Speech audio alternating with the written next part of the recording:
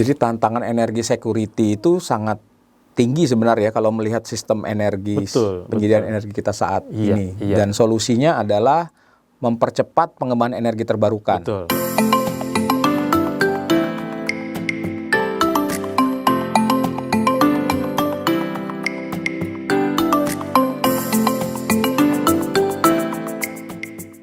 Halo pemirsa, selamat bergabung di acara Pojok Energi Talks. Hari ini kita mendapatkan tamu, Pak Dr. Andika Prastawa, yang akan berbincang mengenai kondisi energi Indonesia saat ini dan apa peranan dari energi surya untuk menjawab tantangan transisi energi di Indonesia. Selamat siang, Pak Andika. Selamat siang. Selamat datang ke studio ISR. Terima kasih. Ini impresif sekali nih. Saya diundang. Terima kasih atas undangannya. Nah, Pak Andika, mungkin banyak pemirsa atau yang menonton acara Pojok Energi Talks ini belum tahu Bapak. Kalau saya kan tahu. Mungkin Pak Andika bisa memperkenalkan dulu dirinya. Bapak sekarang sebagai apa? Baik. Terima kasih Pak Fabi, para pemirsa sekalian yang berbahagia. Salam kenal, salam sehat selalu. Mudah-mudahan kita dalam lindungan Tuhan dalam keadaan sehat walafiat. Perkenalkan, nama saya Andika Prastawa. Saya saat ini bekerja di Badan Pengkajian dan Penerapan Teknologi. Dan saya berkarir semenjak tahun 1989. Jadi sudah 30 tahun saya berkarir. Di awal-awal karir saya itu sebagai lulusan sarjana teknik ITB tahun 89 saya langsung masuk BPPT dan bergabung untuk suatu kegiatan di bidang ketenaga listrikan. Pada saat itu ada feasibility study PLTP Darajat, seingat saya. Kemudian juga saya tergabung sebagai electrical engineer. Kemudian juga waktu berlalu, kemudian di tahun 1993 saya mendapatkan kesempatan untuk bergabung sebagai guest engineers untuk PLTN pada saat itu, untuk rencana PLTN AP600 di Amerika Serikat selama 1 tahun. Lantas kembali lagi ke Indonesia, masih bergabung dengan BPPT, melanjutkan sekolah di Amerika lagi, S2 saya di bidang Demand Side Management. Kembali lagi ke Indonesia tahun 98 ya. Pas zaman krisis itu ya? Iya betul. Jadi pada saat itu antara ingin pulang sama enggak, tapi kemudian demi Indonesia ya sudah saya pulang, kemudian melanjutkan lagi karir di BPPT, Pak Wabi. Jadi menjadi istilahnya kalau di BPPT itu ada perekayasa. Jabatan fungsional perekayasa. Saya perekayasa muda waktu itu untuk beberapa pekerjaan energi terbarukan juga. Jadi saya bergabung untuk PLTS untuk pedesaan, juga penggunaan PLTS untuk pompa-pompa air di pedesaan dan sebagainya. Lantas di era 2000-an saya sempat juga membantu ESDM dari sisi mikrohidro. Jadi saya bergabung dalam tim Global Environment Facility untuk IMIDAP waktu itu. Saya sebagai konsultannya untuk membuat suatu program Indonesian Microhydro Development Project, Acceleration Development Project. Dan kemudian balik lagi ke BPPT, saya masuk ke dalam struktural di tahun 2010.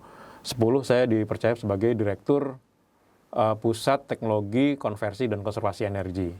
Nah, pada saat itu kami melaunch PLTS atap terhubung jala-jala pertama di Indonesia tahun 2000. Yang ada di kantor BPPT di Tamrin BPPT, itu ya? Walaupun hanya 10 kW peak ya Pak, tapi itu baru pertama kali dan ya alhamdulillah diapresiasi oleh Pak Dirjen pada saat itu Pak Yoga Pratomo dan disodorkan untuk menjadi suatu penghargaan di ASEAN Center of Energy, dapat runner up untuk kategori on grid. Terus ASEAN Energy Award itu. ASEAN Energy Award. Lantas menjadi Kepala Balai Besar Teknologi Konversi Energi dan disambi menyelesaikan S3 saya di UI. Ya kebetulan alhamdulillah diberi kesempatan tahun 2014 saya menyelesaikan S3 saya di UI di bidang penggunaan artificial intelligence untuk pemetaan potensi energi surya. Lantas terakhir saya sebagai Direktur Pusat Pengkajian Industri Manufaktur, Telematika, dan Elektronika semenjak 2018 bersamaan dengan dipercaya oleh rekan-rekan komunitas energi surya untuk juga melayani sebagai Ketua Umum Asosiasi Energi Surya Indonesia hingga saat ini. Ya. Kira-kira itu. Jadi Pak Andika ini udah lama bekerja di renewable energy ya, di energi terbarukan, dan dari kalau saya lihat juga cukup panjang karirnya di bidang energi surya ya. Tadi 98 menyiapkan program, kalau saya nggak salah itu 1 juta rumah ya, 1 million solar home system ya, yang pada saat itu walaupun batal karena krismon Pak ya, karena keekonominya tidak lagi layak karena dolarnya naik 6 atau 7 kali lipat pada waktu itu. Nah, Pak Andika kan menjadi ketua ASI. Apa yang di tengah kesibukan Bapak nih, apa yang membuat Bapak kemudian bersedia tuh untuk dipinang oleh anggota-anggota ASI untuk menjadi ketua ASI? Kan sibuk banget kalau kita lihat kan kerja sebagai direktur di BPPT aja, saya yakin sibuk banget. Saya kira ini karena paralel fungsi saya. Pada saat saya diminta sebagai Ketua Umum Asosiasi Energi Surya Indonesia itu, saya sebagai Kepala Balai Besar Teknologi Konversi Energi. Di mana di dalamnya juga ada laboratorium pengujian komponen pembangkit listrik tenaga surya di balai besar saya, sehingga keseharian saya dengan energi surya itu juga sangat dekat. Di samping juga ada ketertarikan saya di energi surya, sehingga pada saat rekan-rekan meminta untuk menjadi ketua umum, tentunya dengan harapan dibantu dan sangat terbantu oleh berbagai pihak, saya bersedia menjadi ketua umum dengan pertimbangan bahwa satu, ini memang sejajar dengan tugas saya di BPPT dalam membina teknologi energi surya dari sisi pengujian, dari sisi inovasi dan sebagainya. Dan saya kira dengan adanya berkiprahnya di asosiasi, tentu saya mendapatkan juga tempat atau arena untuk bergaul dengan stakeholders yang lebih luas, tidak sekedar dari industri. Kalau kami di BPPT hanya dari manufakturnya saja, karena untuk menguji tadi ya. Itu tadi. Nah, tapi begitu di asosiasi ada kesempatan untuk berinteraksi dengan developers, ada juga investor, ada juga seri perbankan yang kemudian tidak sekedar memberikan saya insight yang lebih, tetapi juga mungkin ada 1-2 pengetahuan saya yang bisa saya share juga ke mereka-mereka, sehingga harapannya terjadi aliran pengetahuan, sehingga kemudian ada kesamaan di dalam bervisi untuk membangun energi surya secara bersama-sama. Jadi itu motivasinya mengapa juga akhirnya walaupun sibuk, saya tetap menikmati kesibukan ini untuk bisa membangun energi surya. Ya. Pak Andika, Bapak kan juga sudah lama berkecimpung di bidang energi di Indonesia ya, khususnya energi terbarukan.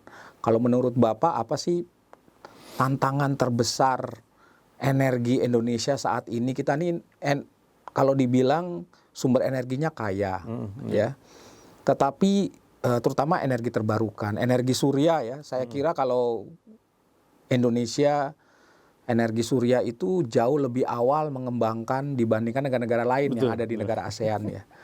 Dari akhir tahun 70-an, kemudian BPPT tahun 80-an, proyek listrik desa tahun 80-an akhir itu juga udah pakai solar home system.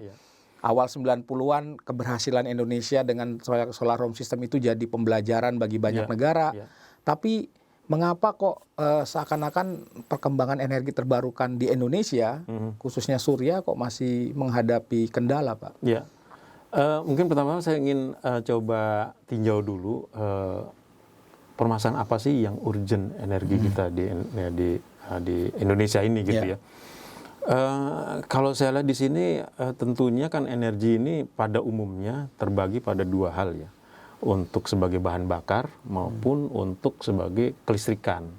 Nah di sini kita di dua-duanya ini menghadapi suatu kerawanan sebetulnya.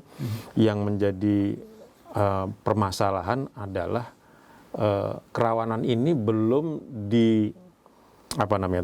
diadres atau dilihat, ditangani secara intensif dan juga konsisten oleh pemerintah, khususnya mencari alternatifnya. Maksud saya Rawan begini, itu seperti apa yang Bapak maksud rawan? ya rawan di sini kita seperti kita lihat, kita sangat bergantung pada bahan bakar, khususnya bahan bakar minyak. Ya. Nah, tapi saat ini kita sudah menjadi semenjak beberapa tahun lalu sudah 2004 sudah menjadi net oil importer. Bahkan kalau menurut studi-studi dieksplor seperti apapun, mungkin pol-polannya itu kita hanya bisa menghasilkan 600.000 atau 800.000 barrel oil per day ya. Padahal kebutuhan kita saat ini saja sudah 1 jutaan gitu. Jadi pasti ini menjadi suatu kerawanan. Jadi ini harus ada alternatif lain. Dan saya melihat di sini pada akhirnya yang terdekat adalah menggunakan energi terbarukan. Begitu juga kelistrikan sebetulnya. Jadi kalau ditanyakan apakah yang menjadi hal urgent bagi sektor energi kita sekarang ini adalah bagaimana bisa mengintensifkan dan juga mempercepat langkah-langkah untuk penggunaan EBT dan konservasi energi. Satu lagi, konservasi energi ini juga sering terlupakan di sini. Sehingga ini saya ingin garis bawahi bahwa intensifikasi penggunaan maupun juga percepatan penggunaan dari energi baru terbarukan dan konservasi energi ini bila tidak ditangani, inilah yang menjadi masalah kita bersama. Jadi tantangan energi security itu sangat tinggi sebenarnya kalau melihat sistem energi, penyediaan energi kita saat ini. Dan solusinya adalah mempercepat pengembangan energi terbarukan. Betul, iya. Dan jangan lupa satu lagi, justru yang mungkin bisa dianggap sebagai zero investment mungkin dengan konservasi energi. Tetapi memang ini kita harus lihat konteksnya dan juga lihat situasinya di mana ini bisa diterapkan secara lebih efisien dan lebih efektif ya. Tetapi perlu diingat pada kondisi energi apapun, apakah dalam kondisi berlebih maupun apalagi dalam kondisi defisit, konservasi energi ini juga harus menjadi Tapi seringkali ada yang mengatakan begini, Pak. Indonesia ini kan konsumsi energi per kapitanya masih rendah. Ya. Apakah kemudian perlu nih kita melakukan konservasi energi, efisiensi energi ya, dan kita tahu bahwa di dalam RUEN itu kan juga ada target untuk menurunkan elastisitas ya. Tapi seringkali dikatakan itu kan kita nih masih perlu tumbuh karena untuk menjadi negara industri maka konsumsi energi kita harus dikejar melebihi 2.500 kWh per kapita gitu ya. Nah, kalau Bapak melihat ini argumentasi itu tepat nggak sih? Ya memang kalau dilihat dari kacamata per kapita memang masih rendah. Tetapi kan sekali lagi kita ingin juga lihat bahwa konservasi ini ditujukan dalam rangka untuk bisa meningkatkan penggunaan energi untuk untuk proses-proses produktif. Jadi memang aktivitas yang produktif memberikan kesempatan agar per satu satuan energi itu bisa digunakan untuk memproduksi produksi yang lebih besar. Ya kalau memang dilihat dari sisi memang ada bukan anomali ya, memang ada suatu dilema di sini bahwa pemerataan penggunaan atau akses energi kita memang masih harus ditingkatkan lagi. Kalau dilihat dari konsumsinya per kapita memang masih rendah. Harus ada menggenjot konsumsi. Tetapi kalau kita tidak hati-hati, ini menggenjot konsumsi ini dan kemudian yang paling mudah adalah mengencourage rumah tangga. Ini tidak akan memperbaiki elastisitas maupun intensitas energi karena tidak akan menambah tidak secara langsung menambah produk domestik brutonya karena konsumtif. Sehingga perlu juga hati-hati untuk kita menyatakan bahwa konsumsi kita masih rendah karena kalau kita dorong dan kemudian yang didorong adalah seperti misalnya sekarang ya, itu memang tidak terlalu salah, tapi harus ada suatu kendali. Misalnya PLN untuk meminta untuk menggunakan kompor listrik gitu ya. Di satu sisi memang kemudian meningkatkan konsumsi listrik, tetapi di sisi lain demand listrik naik sehingga oversupply-nya bisa terserap begitu ya. Inginnya seperti itu, tetapi itu kan hanya dilihat dari satu sisi. Bahwasanya listrik itu kemudian akan meningkatkan GDP, belum tentu karena dipakai untuk masak. Kecuali kalau masaknya itu untuk restoran ya, tetapi kalau kebanyakan rumah tangga tentunya ini tidak. Sehingga itulah makanya saya menganggap masih tetap relevan untuk bicara konservasi energi karena agar selalu untuk menyeimbangkan antara mendorong konsumsi listrik dengan usaha-usaha melihat pada usaha-usaha produktif. Sehingga konservasi energi ini masih harus selalu diperhatikan. Saya kira itu. Ya. Nah, kalau kita bicara sekarang ada tren Pak ya di dunia ya. Kita lihat tren yang disebut dengan transisi energi, bahwa dunia sedang berpindah dari yang tadinya energi kotor ke energi yang lebih bersih, dan ini kita lihat sejumlah negara sudah menyatakan. Ya, bahkan mungkin kalau kita lihat perusahaan minyak saja, perusahaan minyak kan dulu dituding-tuding ya, sebagai penyebab perubahan iklim.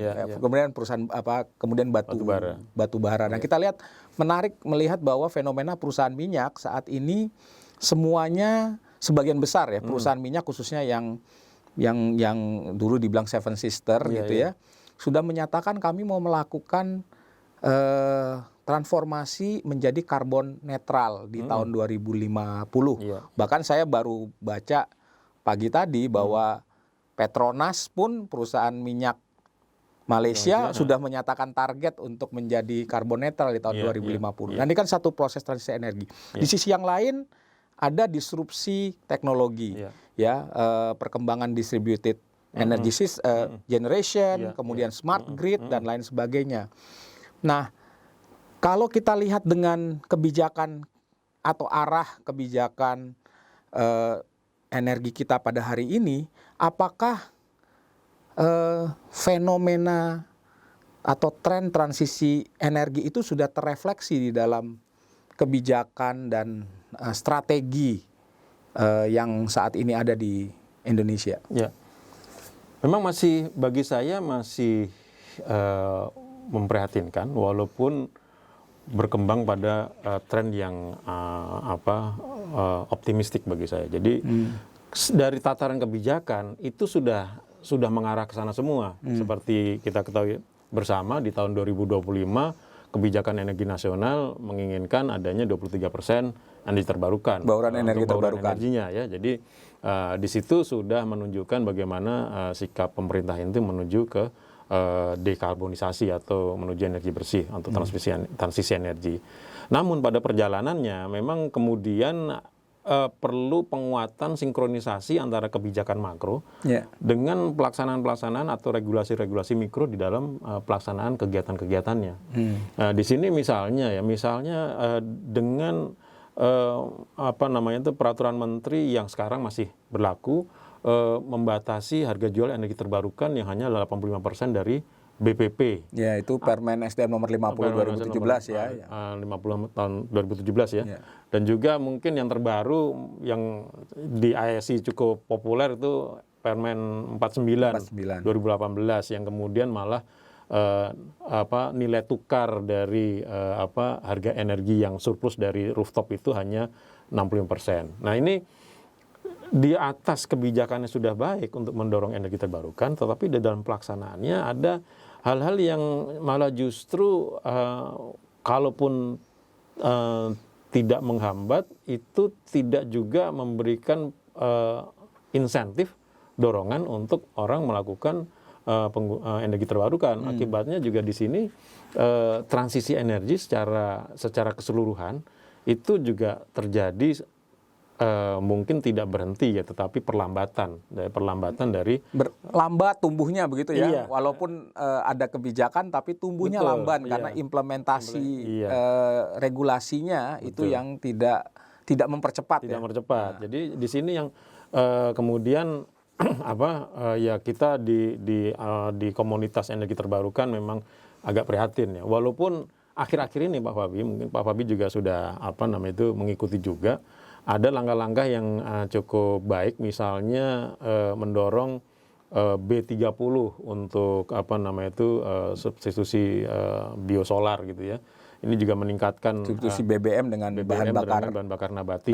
Ya. Kemudian untuk skala yang agak masif, mudah-mudahan berjalan.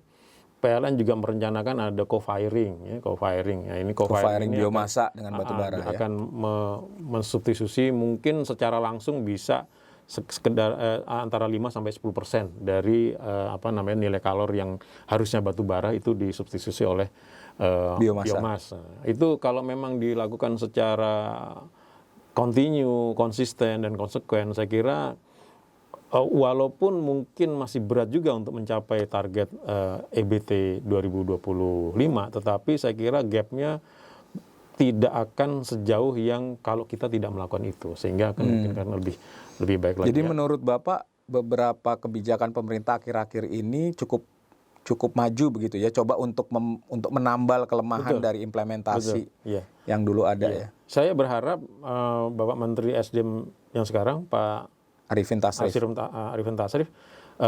cukup peka terhadap beban yang beliau pikul untuk mencapai bauran energi, sehingga saya berharap cukup berani untuk melakukan inovasi kebijakan yang sifatnya memperlonggar dan memberi ruang gerak serta mendudukkan energi terbarukan itu secara appropriate dibanding dengan energi konvensional.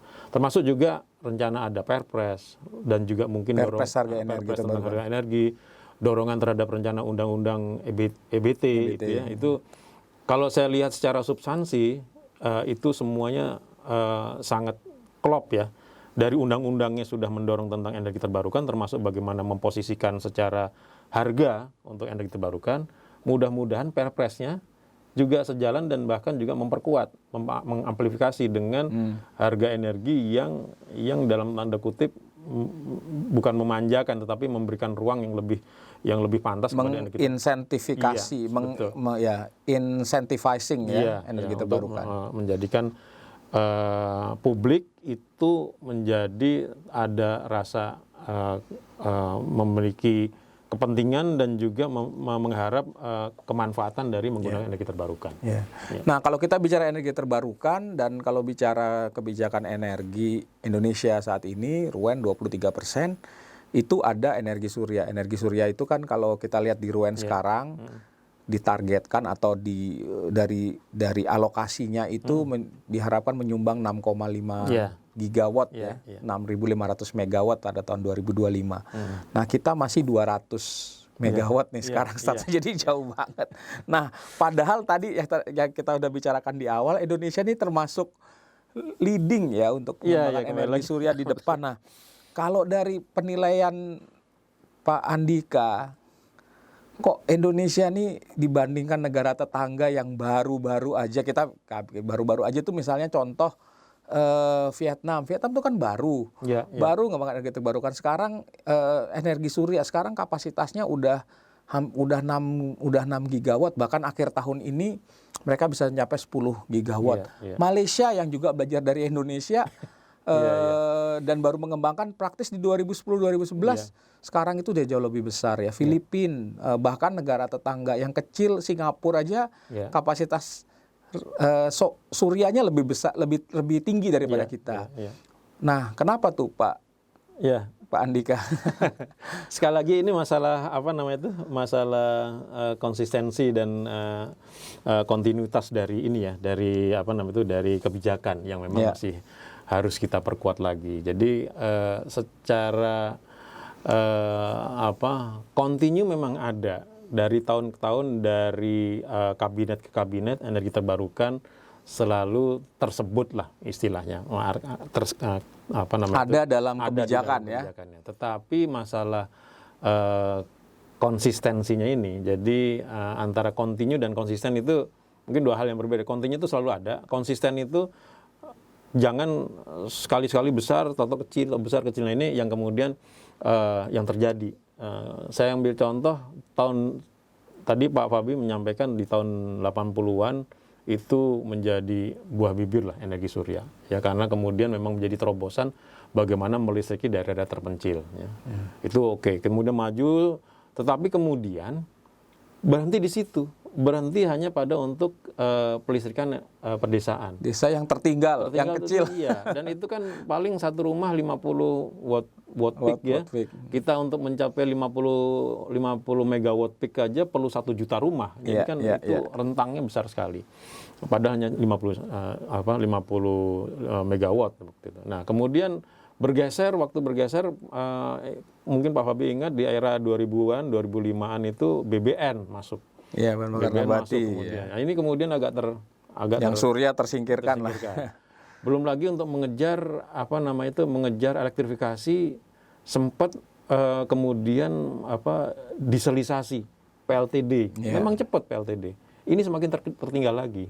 Nah, hanya menyebut 2 hal itu saja kita sudah tertinggal dua dekade gitu ya. Jadi masalah tentang BBN, kemudian ada diesel gitu. Nah, ya alhamdulillah sekarang kemudian mulai artinya tersadar lagi bahwa energi terbarukan termasuk PLTS itu penting, dan ya dengan usaha kita semua saya kira sumbangsih asosiasi juga untuk juga memberikan wawasan pemikiran kepada pemerintah bahwa energi surya dan di rooftop itu akan bisa menjadi penggerak awal karena penyerapannya akan cepat sekali, tidak perlu dengan anggaran yang besar, cukup dengan kebijakan-kebijakan yang membolehkan menggunakan energi surya. Nah, saya mau nyambung ke situ, Pak Andika, karena 2017 ASI dan bersama lembaga lain termasuk ISR itu adalah salah satu atau kita mendeklarasikan Gerakan Nasional Surya Atap yang mentargetkan pada saat itu ya sejuta atap ya dipasangnya oleh PLTS itu 2017. Sekarang udah tahun 2020. Nah, dan kita tahu bersama bahwa dalam 3 tahun terakhir ini memang sepertinya belum banyak ya atap-atap yang dipasang, walaupun kita lihat 2 tahun terakhir atap rumah tangga, dan belakangan setelah Permen nomor Permen 48 itu kemudian diganti ya, diperbarui 49 2018 ya, 49 diperbaiki untuk yang capacity charge-nya. Industri 2 tahun terakhir mulai marak juga pasang. Nah, tapi kan masih belum sampai 1 juta nih seperti yang kita inginkan. Nah, kalau saran Pak Andika untuk dan kita tahu bahwa targetnya 6,5 giga ya. Nah, kalau saran Pak Andika untuk mengakselerasi surya atap ini apa? Karena kan seperti tadi yang dibilang ya, sebenarnya kalau kita mau mengejar target energi terbarukan, pemerintah atau PLN juga nggak perlu keluar duit, karena surya atap itu orang melakukan sebenarnya bisa diinvestasikan sendiri. Jadi kita membantu sebenarnya PLN dan membantu pemerintah. Tapi apa saran Bapak untuk ini bisa diakselerasi, Pak, supaya 1 juta atap itu bisa tercapai lah segera gitu?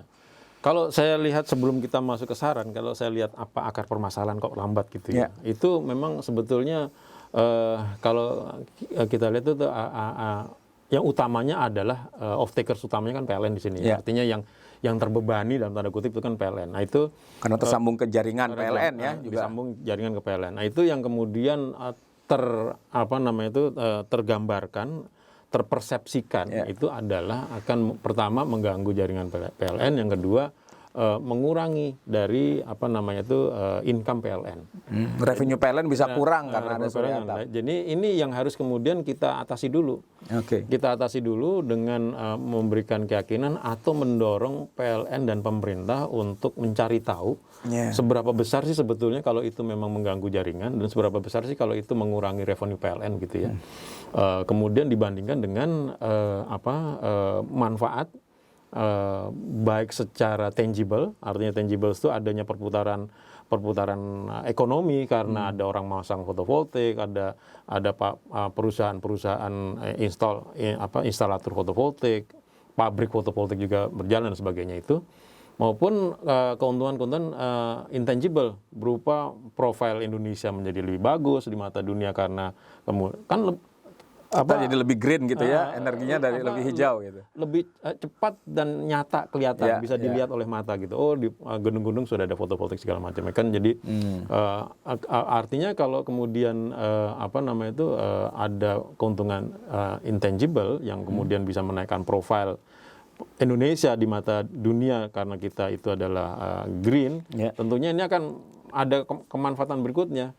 Nah, oleh karenanya, kalau saran saya sebetulnya pemerintah kembali lagi meninjau lagi Permen nomor 49 tadi untuk di dua sisi. Yang pertama memperbaiki lagi di sisi industri. Sekarang sudah bagus ya, dari sisi capacity charge sudah diturunkan tinggal 5 jam.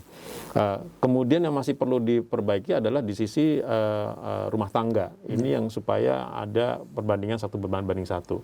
Mungkin jadi kembali ke yang sebelumnya, 1:1 ya. Cukup yang untuk rumah tangga. Mungkin kalau untuk industri dan komersial tetap dikenakan 0,65 tidak pengaruh. Jadi nggak masalah. Jangan cukup yang untuk rumah tangga saja. Yang kedua adalah men-streamline-kan cara-cara permittingnya itu.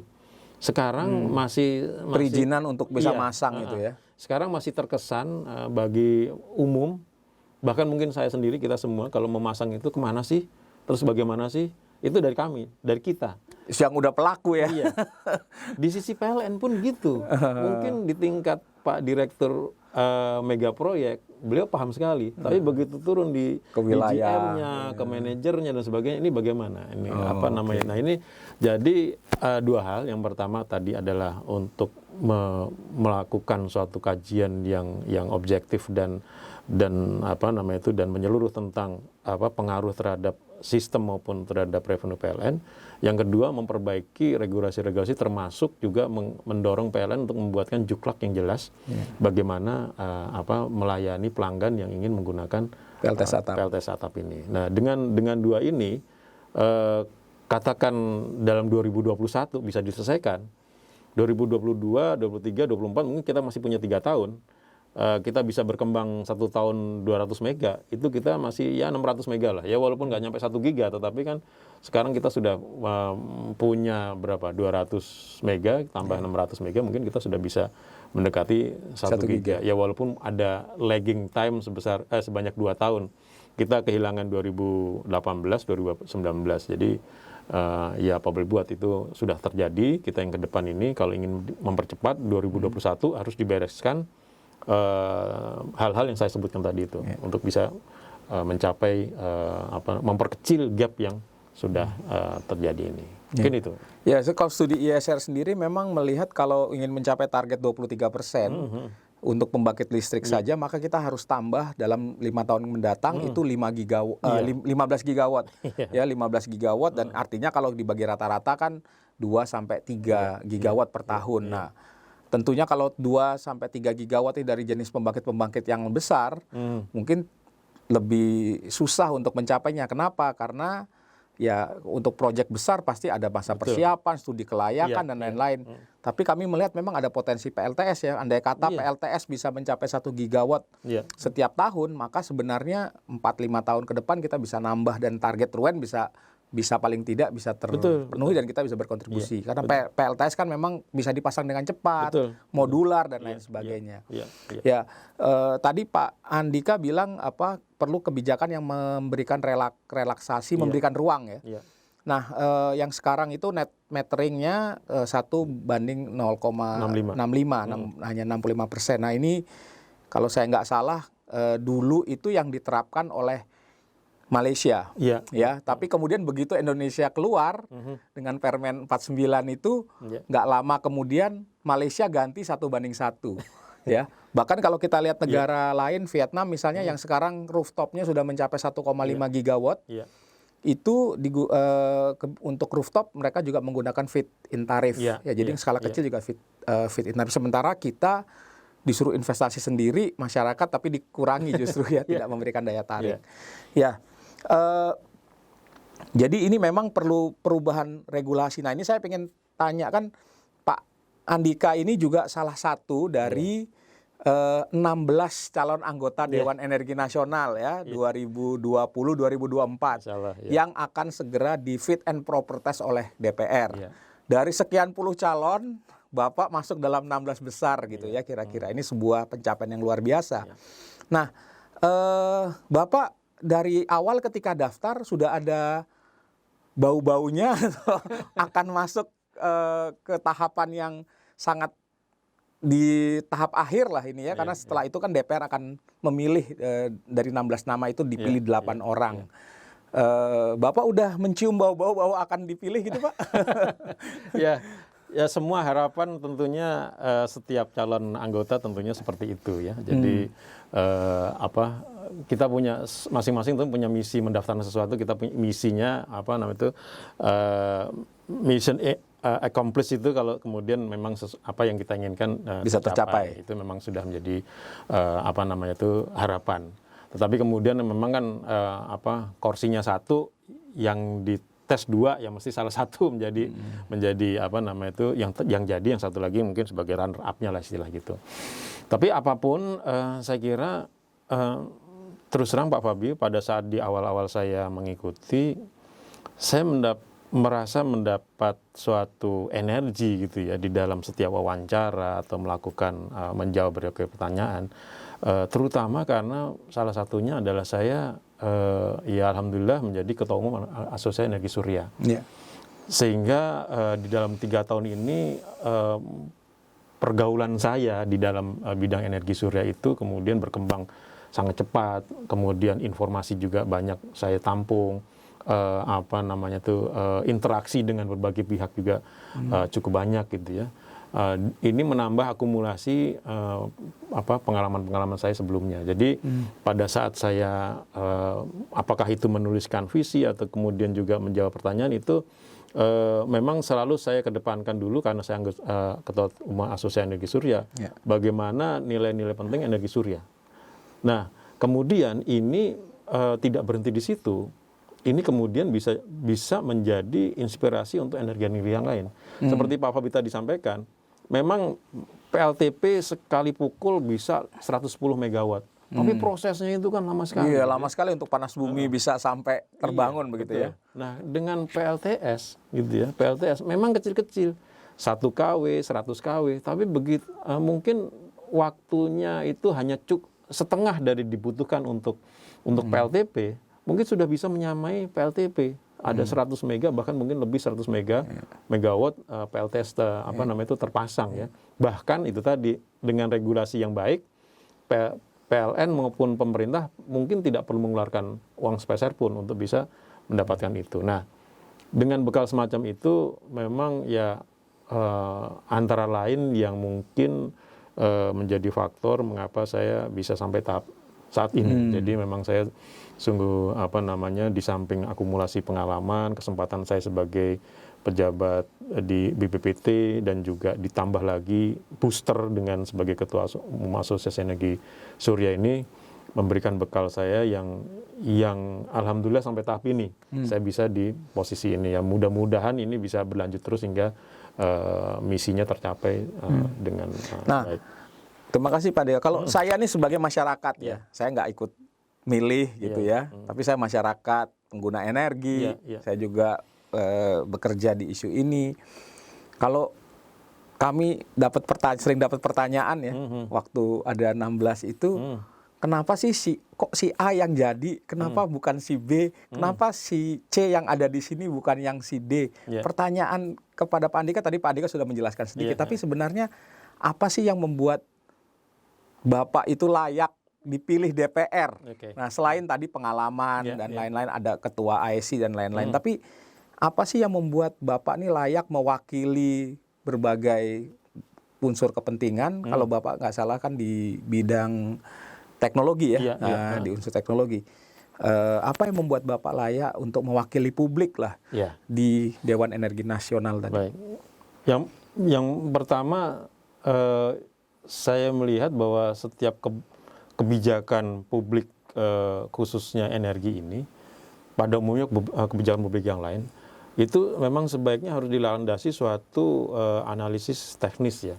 Dalam hal ini kalau energi sangat kental dengan teknologi gitu ya. Sehingga apapun kebijakannya tentunya bergantung bagaimana instrumen teknis apa yang digunakan untuk menjalankan kebijakan tersebut. Tentunya kalau energi ya tentunya teknologi. Sehingga saya memiliki keyakinan dengan pengalaman saya lebih dari 25 tahun di BPPT dan menangani hampir kecuali di bahan bakar ya, hampir berbagai jenis pembangkit tenaga listrik ya, khususnya di PLTP. Saya juga cukup intensif di PLTP skala kecil, PLTS tentu, PLTA khususnya mikrohidro ya, juga hybrid dan angin juga saya pernah juga menangani. Dulu Bapak pernah ngurusin Baron Energy Park Baron ya?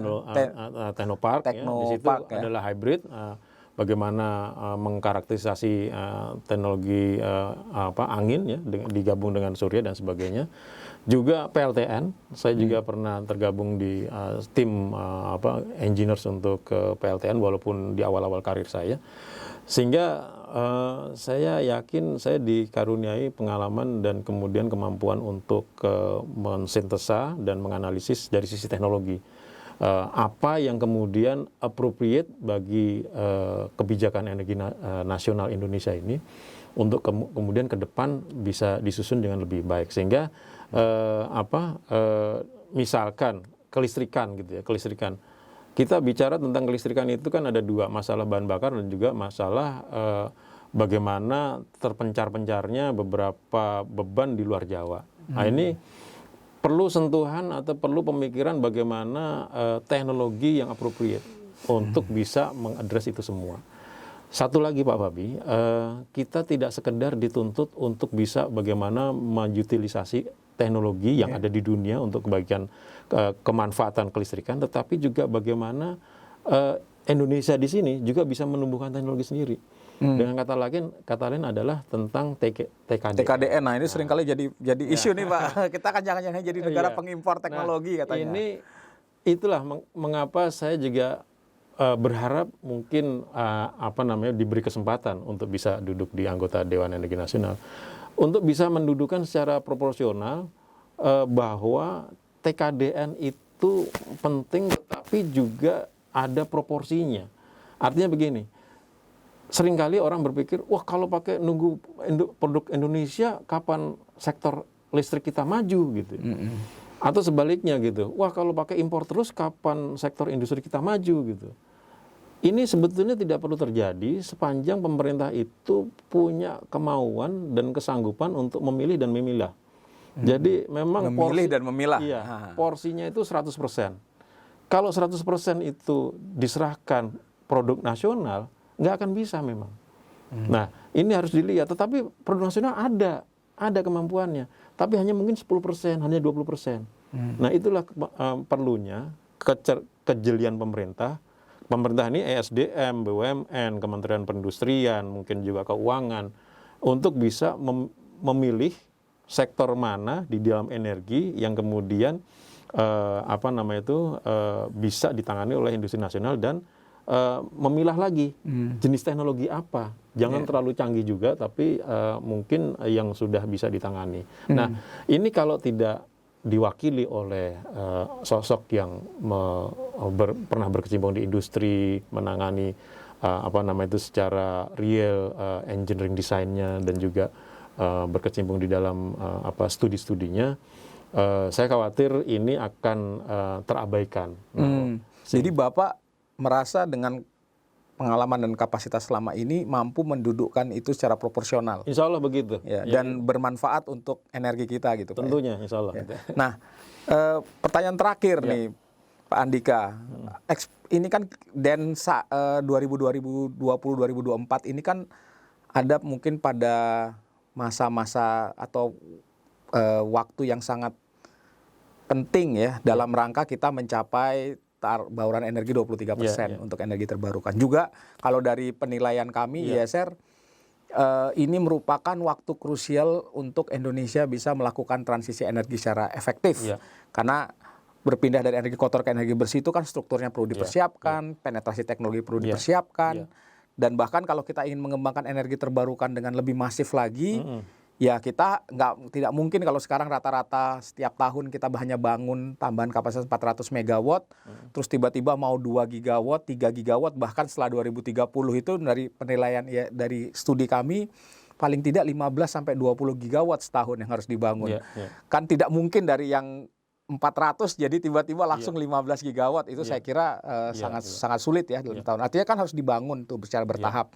Kesiapan sumber daya manusia, teknologi, proyek yang bankable ya itu harus dipersiapkan. Nah, apa yang menurut Pak Andika peran DEN di masa-masa yang krusial ini untuk bisa memampukan Indonesia masuk ke jalur transisi energi yang efektif?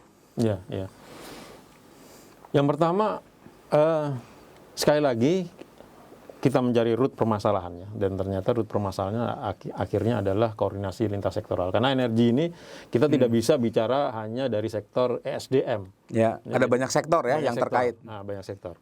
Dan kemudian apakah di sektor yang bukan tupoksi utamanya energi, energi menjadi penting? Apakah itu? Nah, ini DEN di sini harus bisa memastikan bahwa langkah pertama bila nanti kami bertugas sebagai anggota DEN tentunya akan setelah semua hasil-hasil karya anggota DEN yang lalu itu ada CAN dan sebagainya itu sudah dihasilkan. Yang perlu ditangani sekarang adalah bagaimana peta jalan pentahapannya lintas sektoral. Itu harus kita dorong dan kalau perlu ya sedikit intimidatif gitu ya, karena waktu sudah mau habis ini. Jadi kan tapi mohon maaf Pak, kan RUEN itu sudah ada langkah-langkahnya. Jadi maksud Pak Andika itu yang lebih dipertajam ya, sehingga peta jalannya menjadi lebih jelas, tadi ada koordinasi lintas sektoral yang lebih erat gitu ya. Jadi di sini apakah di Kementerian Perhubungan itu juga sudah tidak sekedar mempertimbangkan tapi juga mencermati dan juga mengapresiasi RUEN gitu ya. Kementerian menjadi referensi paling tidak untuk perencanaan sektoralnya ya. Di perindustrian juga demikian, di Kementerian BUMN juga demikian. Karena apa? Karena misalnya kelistrikan itu kan kemudian operasionalitasnya kan lebih pada Kementerian BUMN. Padahal substansinya tentang energi. Nah, kalau ini tidak ada sinkronasi dan tidak menjadi sesuatu hal yang penting bagi Kementerian ESDM untuk mendorong BUMN, maksud saya BUMN ya, Kementerian BUMN mendorong BUMN-nya untuk serius di bidang energi terbarukan dengan segala macam konsekuensinya, tentu tidak akan tumbuh. Sehingga dan saya lihat Kementerian BUMN tidak menjadi salah satu anggota di DEN. Sehingga ini tidak jadi anggota DEN, betul. Padahal banyak urusan energi urusannya sama BUMN ya, Pertamina, PLN, pada banyak banget ya. Jadi kan perusahaan energi itu kan di situ. Nah, ini kan harus didudukkan juga, diajak serta BUMN untuk duduk sebagai, ya kalau belum bisa karena ini undang-undang ya, merubah undang-undang repot. Mungkin dalam proses konsultasi Perpres atau apa menambahkan gitu ya, jadi yang bisa terlibat gitu duduk bersama. Lantas kemudian dari yang kebijakan global itu kita lihat satu persatu kementerian apakah sudah punya turunan-turunan kebijakan. Nah, turunan-turunan kebijakan ini apakah dibahas sendiri apa kemudian terkait dengan kementerian yang lain. Nah, ini tugasnya DEN di sini untuk bisa mensinkronkan. Nah, kalau sudah semua sinkron ya kemudian kita katakan kick off, tentunya ini akan lebih baik. Misalnya tentang tadi masalah bankability. Nah, itu mungkin dari Kementerian Keuangan ada caranya bagaimana supaya bisa ada bankability-nya. Tentang perizinan untuk PLTA, PLTMH, PLTP, ini KLHK terutama. Ini kan mungkin juga bisa melihat bagaimana relaksasi yang mungkin bisa dilakukan untuk bisa mempercepat. Relaksasi itu tidak selamanya. Setelah ini mendekati titik targetnya, tentunya boleh juga kemudian diperketat lagi supaya tidak kebablasan. Nah, itulah. Jadi kalau tadi pertanyaan bagaimana langkah-langkahnya atau peluang ini bisa tercapai, tentunya bergantung langkah ini. Jadi koordinasi antar sektor satu, yang kedua tadi juga adalah bagaimana membuat kebijakan dan regulasi turunan. Turunan, dan yang ketiga bagaimana sebenarnya sektor-sektor itu mengapresiasi apa yang sudah dirancang di dalam Ken dan Ruen begitu ya, karena ini tugasnya Den kalau saya tidak salah kan juga mengawasi pelaksanaan kebijakan energi nasional dan pelaksanaannya itu berarti dilakukan oleh sektor-sektor yang terkait, oleh pelaku stakeholders yang lain begitu ya.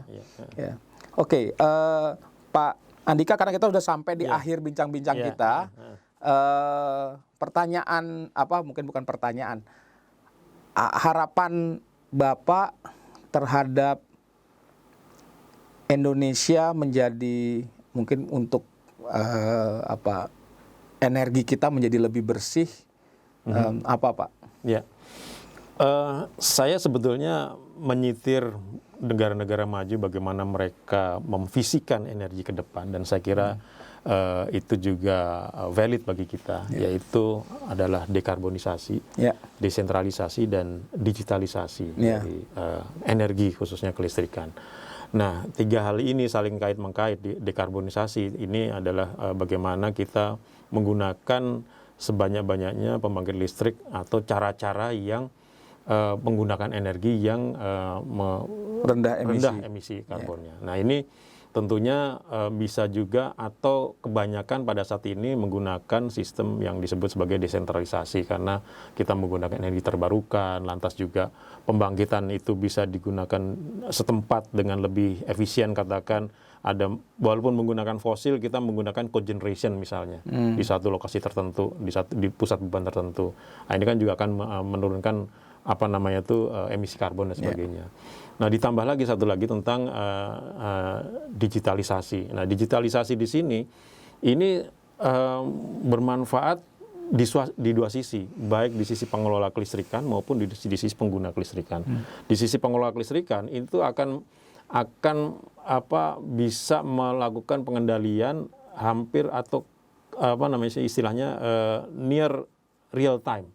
Jadi bagaimana keadaan kebutuhan listrik atau energi pada umumnya pada saat ini itu hampir bisa diketahui oleh pengendali atau sistem operatornya. Jadi adanya lonjakan sudah bisa, bahkan mungkin bisa diprediksi jauh lebih baik dari sebelumnya. Bahkan adanya gangguan bisa dipinpoint di titik mana gangguan itu terjadi sehingga bisa diisolasi sekecil mungkin sehingga tidak mengganggu sistem secara lebih meluas. Jadi seperti blackout seperti kemarin itu atau baru beberapa hari yang lalu hampir pasti bisa dihindari bila sistem digitalisasi kita sudah sangat baik untuk di dalam sistem kelistrikannya. Jadi prediction bisa lebih bagus gitu Pak ya. Bisa dalam hal prediction terhadap failure atau prediction untuk maintenance. Sehingga failure ini tidak terjadi. Sehingga ini semua bisa dilakukan dengan teknik-teknik digital yang sekarang sudah bukan lagi sesuatu hal yang luar biasa, karena teknik-teknik digital itu sudah hampir tersedia. Dan teknologinya juga sudah banyak dan sudah cukup dan relatif banyak. Terjangkau harganya. Ya. Jadi harapan saya tentang energi Indonesia tentunya dengan melalui 3 tahap ini, dekarbonisasi, kemudian juga desentralisasi dan digitalisasi, tidak sekedar kita memiliki sumber energi untuk daerah-daerah yang padat energi itu secara lebih bersih, lebih efisien dan efektif, tetapi juga akan lebih mudah juga menjangkau saudara-saudara kita yang masih jauh dari sistem penyaluran energi dengan pola desentralisasi maupun digitalisasi sistem kelistrikan dan energi. Ya. Kira itu. Baik, Pak Andika, terima kasih sudah hadir di studio kami untuk berbincang di Pojok Energi Talks.